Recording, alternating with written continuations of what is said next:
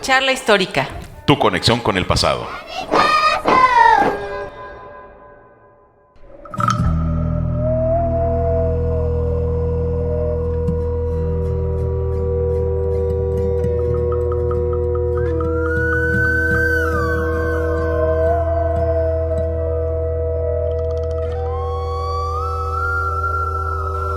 Bienvenidos a Charla Histórica, un podcast del Instituto de Investigaciones Históricas a través de su programa de doctorado.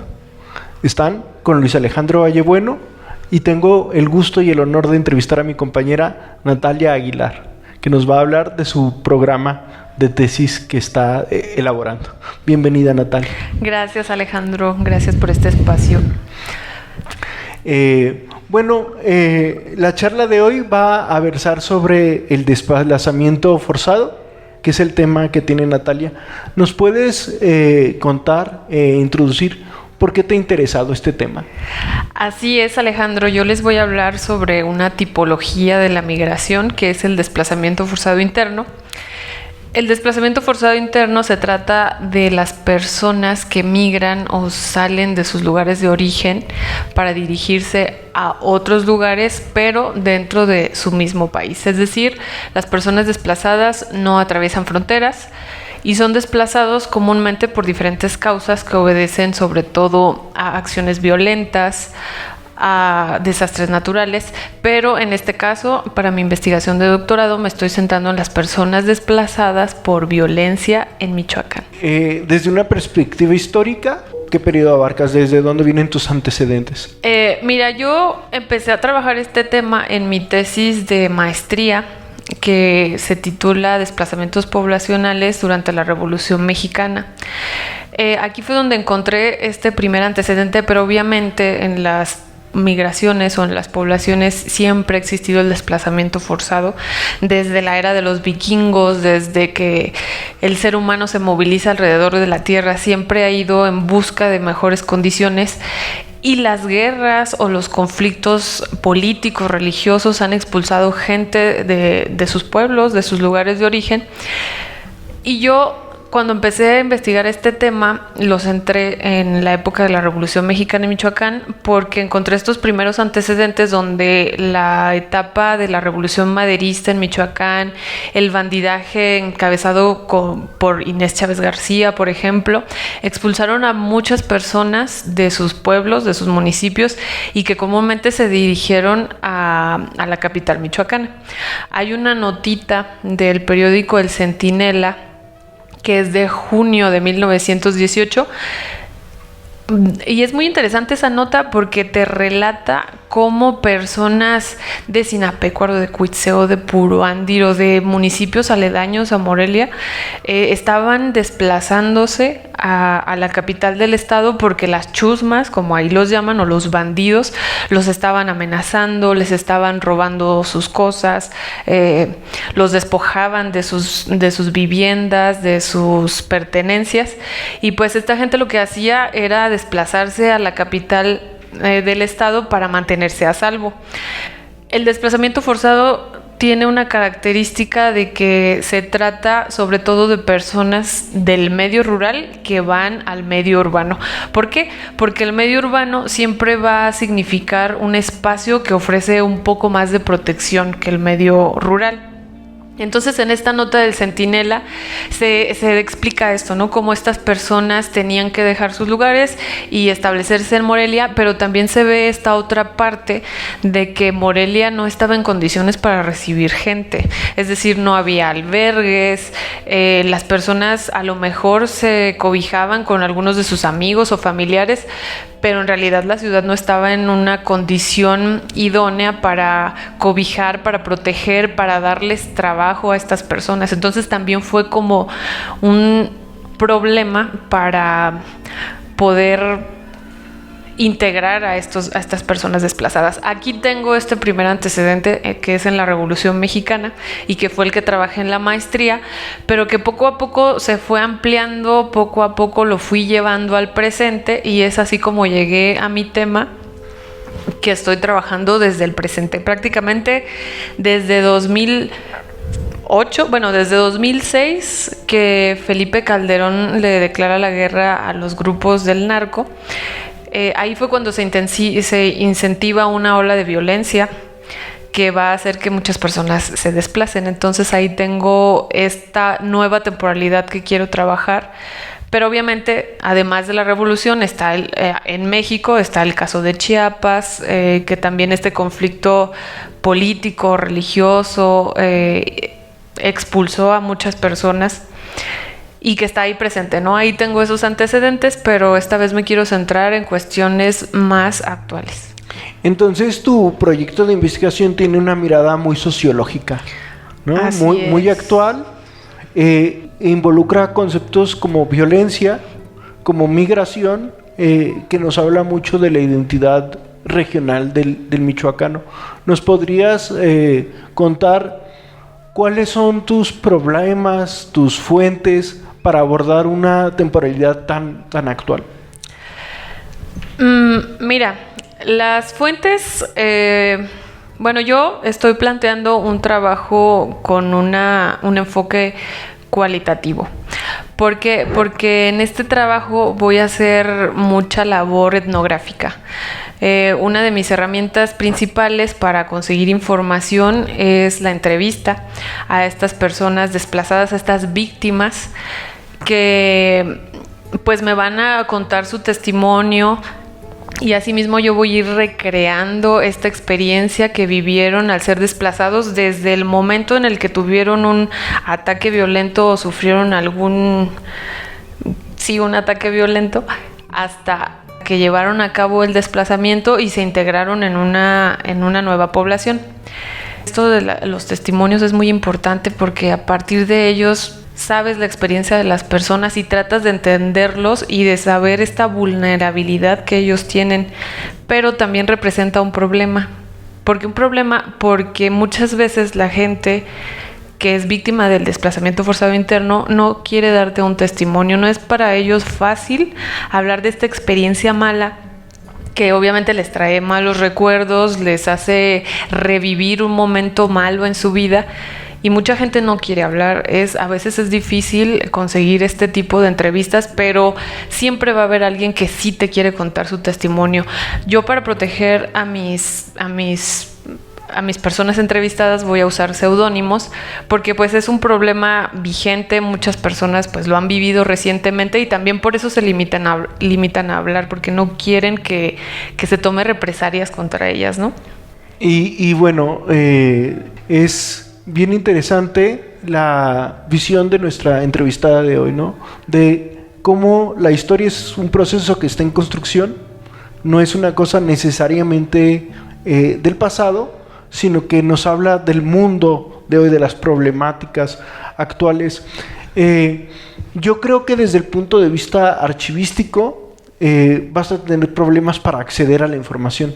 ¿Cuáles son las problemáticas que has tenido en este sentido? Sí, mira, desde que empezamos a hablar de cifras, ya sea de cualquier tipo de migrantes, en este caso de los desplazados, siempre va a haber, estas cifras van a estar sujetas a error.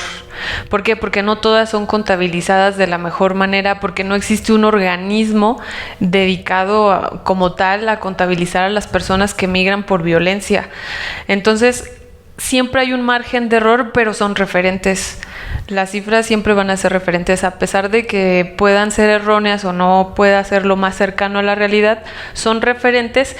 Y para eso también es el trabajo etnográfico, ¿no? Para poder contrarrestar esta parte que no se puede demostrar en cifras, pero sí en testimonios, sí en experiencias, sí en destacar que estas víctimas están presentes, están, por ejemplo, en Morelia, que ya tienen una colonia en Morelia, que entre ellos mismos se cobijan, se protegen, o estas otras personas desplazadas que están en la frontera esperando que Estados Unidos les dé refugio, y que ahí se vuelve otra comunidad, se vuelve otro procedimiento para acceder al refugio, pero que ahí están, que deben de ser, tal vez no son contabilizadas como tal, pero sí se deben destacar y se debe trabajar por estas personas desplazadas. Natalia, nos estás hablando de la importancia de las ciencias auxiliares de la historia, especialmente la etnografía. ¿Nos puedes explicar más a fondo qué es esta mirada etnográfica que presenta tu trabajo? Sí, mira, en realidad voy a trabajar también lo que es el estudio de caso. El estudio de caso, según un autor llamado Robert Jean, se usa cuando el investigador tiene poco control de un tema.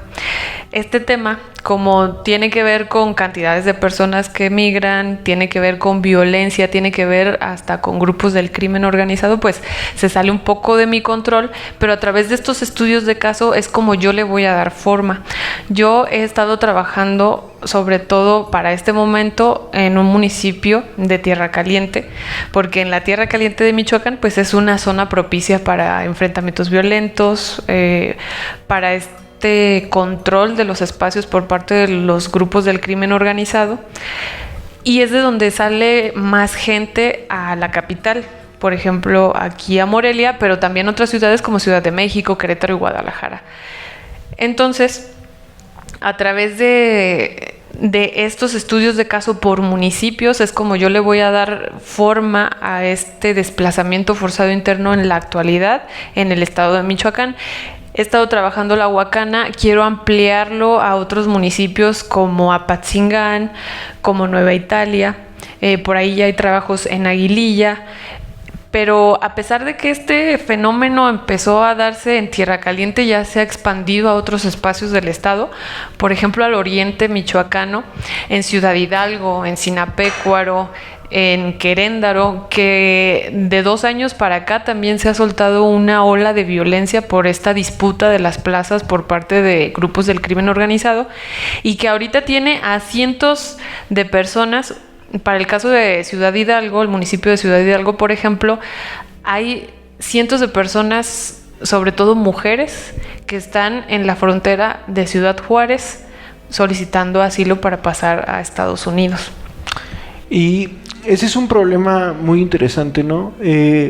¿Has visto cambios en el sentido de la identidad migrante michoacana hacia zonas, ya sea de Morelia, de la capital, o zonas de frontera? Por ejemplo, migración indígena, migración de mujeres.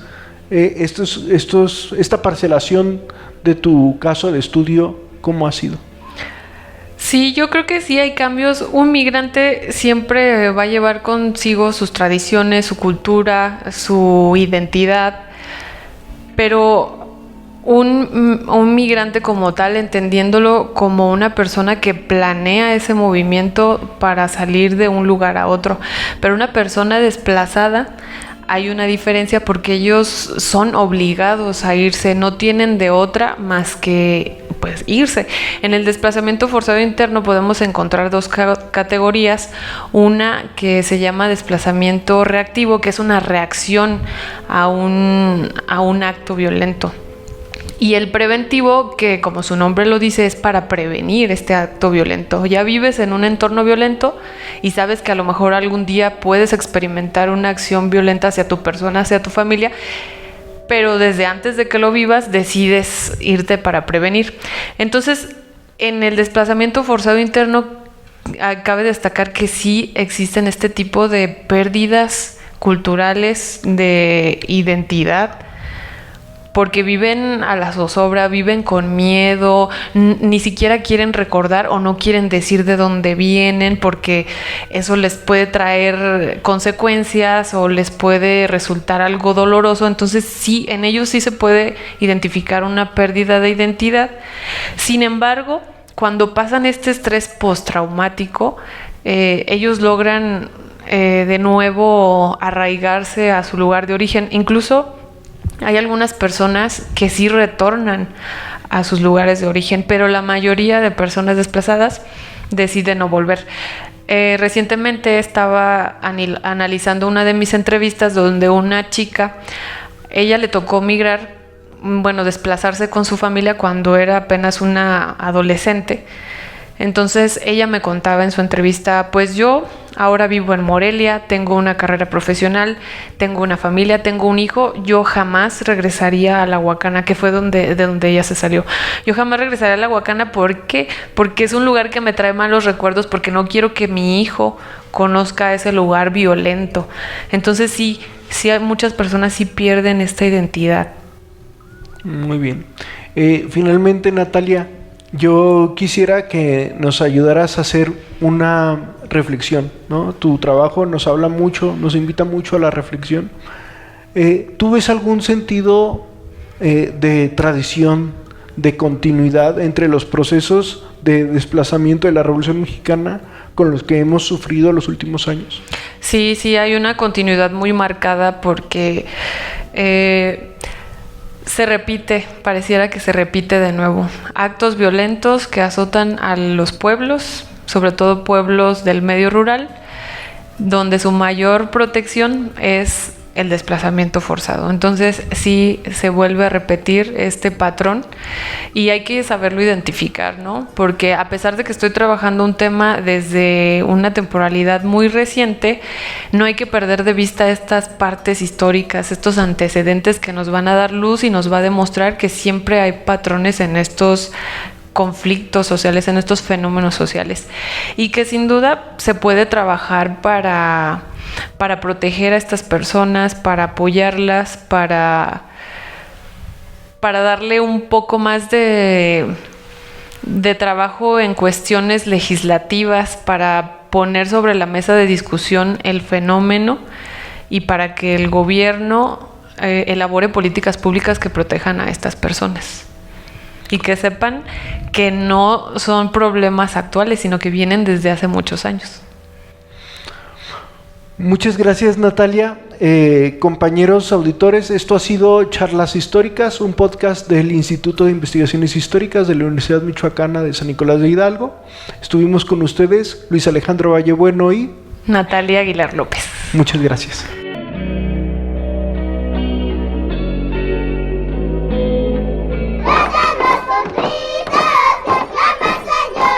Charla histórica. Tu conexión con el pasado. Este es un podcast de divulgación histórica creado por alumnos del doctorado en Historia e impulsado por el Instituto de Investigaciones Históricas de la Universidad Michoacana de San Nicolás de Hidalgo.